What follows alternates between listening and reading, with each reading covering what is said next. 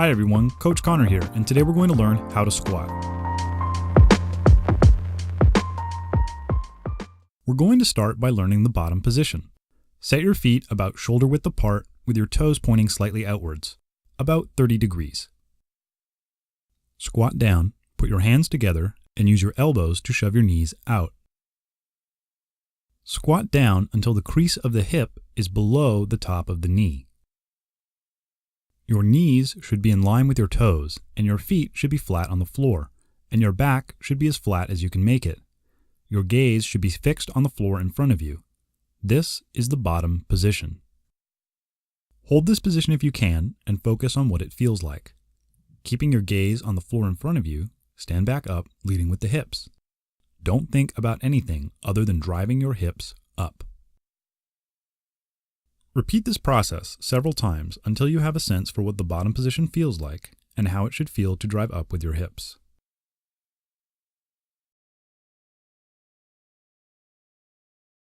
Now that you have learned what the bottom position feels like, we are ready to add the bar. Set the bar in the J-hooks at about your mid-sternum. Take an even grip on the bar. Grip width will vary based on shoulder width and flexibility, but your hand will be on top of the first smooth ring on a standard power bar in most cases. Your thumb should be around the bar, and your wrist should be straight. Keep the bar near the base of your palm. Place your feet directly under the bar and squat under it. We're going to create a shelf of muscle for the bar to rest on. First, we need to pull our shoulder blades together. To pull your shoulder blades together, imagine if someone put a hand between your shoulders and you had to grab onto it using your shoulder blades. Pull your shoulder blades together and set the bar just below the spine of the scapula, which is the bony ridge you can feel at the back of your shoulder. Lift your elbows up slightly and lift your chest up at the same time to secure the bar between your hands and your back. If you've done everything correctly, your upper back will feel tight and uncomfortable, but not painful. The bar will be resting on muscle and not on bone. If it's too low, the bar will roll back during the set.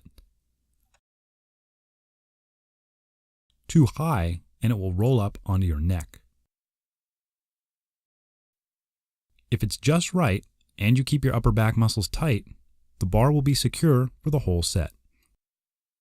With the bar now in the correct place on your upper back, take a big breath, form the shelf of muscle, and stand up straight. Walk the bar out of the rack and set your feet just as you did earlier, shoulder width apart with toes pointed out. Take a big breath and hold it. Squat down like you did before, but this time come straight back up after you hit the bottom. Don't forget to shove your knees out. Stand up all the way at the top of every rep and lock out your final rep all the way before returning the bar to the rack. That covers the basics. Now we're going to break down some of the details. Squatting to just below parallel is attainable by the vast majority of people given enough practice and provides adequate stimulus for strength and hypertrophy. Just below parallel means that the white line, denoting the hip joint, will be below the purple line, denoting the top of the knee, where these lines run parallel to each other and to the floor. In order to squat to proper depth, most people are going to have to tilt their torso, stick their butt back, let their knees track past their toes, and shove their knees out in line with their toes.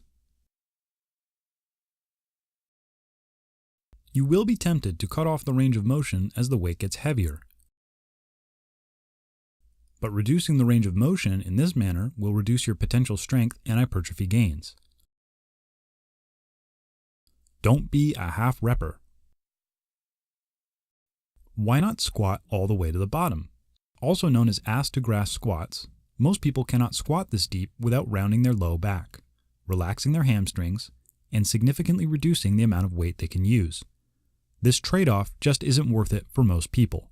Instead, always squat to just below parallel. It's a good balance between range of motion and the weight you can handle, and it provides clear criteria for evaluating what counts as a rep and what does not. Your grip on the bar should be as close as you can manage without pain, because the closer you can get your hands in, the tighter your upper back will be, and the more secure the bar will be. I recommend thumbs over the bar with wrists straight in line with the bar because taking a grip in this manner reminds you what the role of the grip in the squat is. Your hands push the bar into your back to keep it from rolling, but the weight of the bar should be resting on the muscles of your upper back. Do not hold the weight up with your hands. Do not rest your hands on top of the bar with flexed wrists. This grip is not secure and will cause the elbows to be too high and allow the bar to roll forward onto your neck. If you are unable to grip the bar with straight wrists, you may hold onto the bar with your wrist in extension. Just remember to keep the weight of the bar on your back and don't let the weight of the bar roll back into your hands. You will notice that the most efficient way to move the bar is a straight line up and down with your weight balanced over the middle of your foot. You can tell if your balance is off because you will feel yourself coming onto your heels or coming onto your toes. And you will find the rep much more difficult to complete as a result. Similarly, if your balance shifts to the outside of your foot because you've shoved your knees out too far, or shifts onto the inside of your foot because your knees are caving in, you will also find that these errors make the squat much more difficult.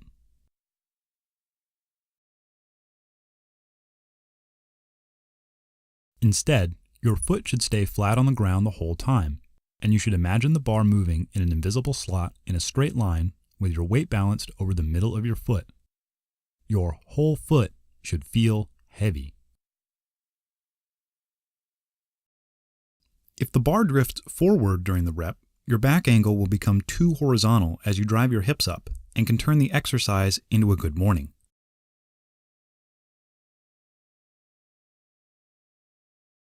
If the bar is too far behind the midfoot because your back is too vertical, your knees will shoot forward at the bottom, and it will become harder to bounce.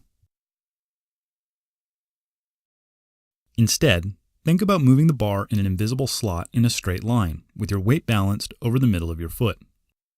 The correct back angle is that which allows the lifter to squat below parallel with their weight balanced over the middle of the foot. For most people, this will be closer to 45 degrees than it will be to 90 degrees, but there can be some variation based on the shape of your body. When we squat, we perform what is known as a Valsalva Maneuver. You take a deep breath and hold it, and brace the muscles of your trunk. This increases intra-abdominal pressure, making your torso more rigid and efficient at transferring force. Imagine if someone was going to punch you in the belly, but you couldn't move. You would perform a Valsalva to protect yourself. This is what we want to do when we squat. Take a big breath and get tight before you take the bar out of the rack. In between reps, try to take a quick breath at the top and don't release this during a rep. The more air you can get inside your lungs, the more rigid your torso will be. Do not attempt to breathe in on the way down and breathe out on the way up. This is pointless because the Valsalva maneuver is an involuntary reflex that will occur when the weight is heavy. Since it is going to happen anyways, and it is the best way to lift heavy weights, we should perform a Valsalva every time we squat. Keeping your back flat can be tricky for beginners to learn, and rounding the back is a common error. Bracing can help to keep your back flat, but you will also need to actively contract the muscles of the low back, upper back, and your spinal erectors. If you don't know how to do this, here is a drill you can do. Lie face down, flat on the ground, and keep your legs on the floor. Raise your chest up as far as you can manage, and repeat until you can feel the burn in your back muscles. These are the muscles that keep your upper back flat. Next, keep your chest on the ground and lift your feet up with straight legs until you can feel the burn in your low back. Those muscles that are burning are the ones you need to contract to keep your lower back flat. Now do another set of squats and focus on those muscles that were burning while you were doing those drills. Those are the ones you need to actively contract to keep your back flat. When you hit the bottom of a squat, you should come straight back up. If you hit the sweet spot, you will feel a slight rebound on your way up. This is known as the stretch reflex. It should feel like you are bouncing off of the tension in your hips. This occurs because your hamstrings, adductors, and glutes will contract a little bit harder after they have been stretched. If you squat too deep, you'll miss it, because most people have to relax some of this muscle in order to squat that deep.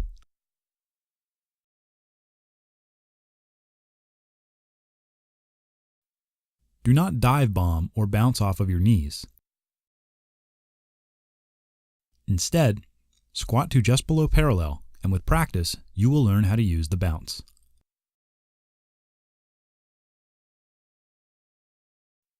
When walking out the bar, you don't need to take it for a hike.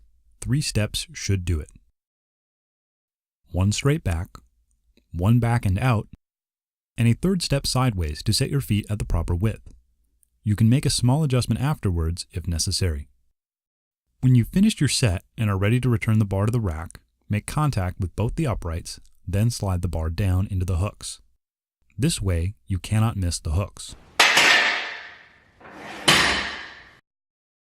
Do not aim directly for the hooks, because there is a chance you could miss. And never walk the bar out facing away from the hooks. You can't see where you're going and you might trip.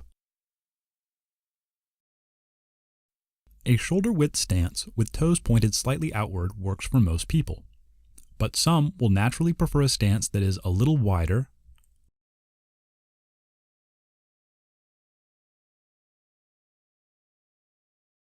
or a little narrower based on the shape of their body.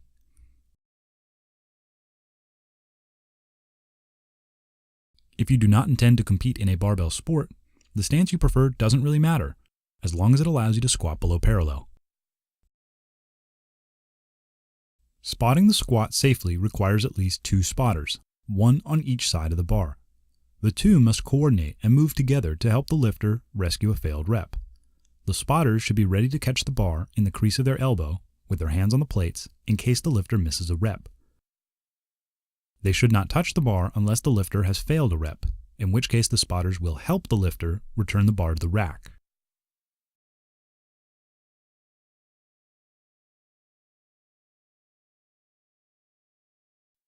If you are squatting by yourself, do so inside the power rack or above a set of safety spotter arms. Set the spotter arms a few inches below your bottom position. This way, if you fail a rep, you can ride it down and let the bar rest on the spotter arms.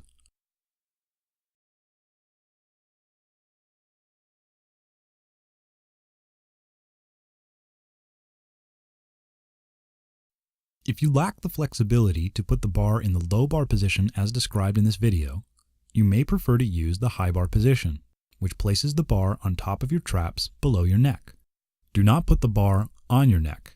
Again, the bar should be resting on muscle, not on bone.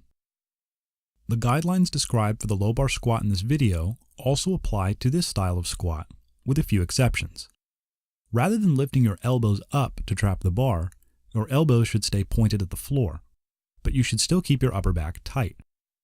Your back angle will be more vertical, and your knees will track in front of your toes more compared to a low bar squat. If you do not plan on competing in a barbell sport, it doesn't really matter which one you prefer. Both are excellent exercises for training the muscles of the lower body.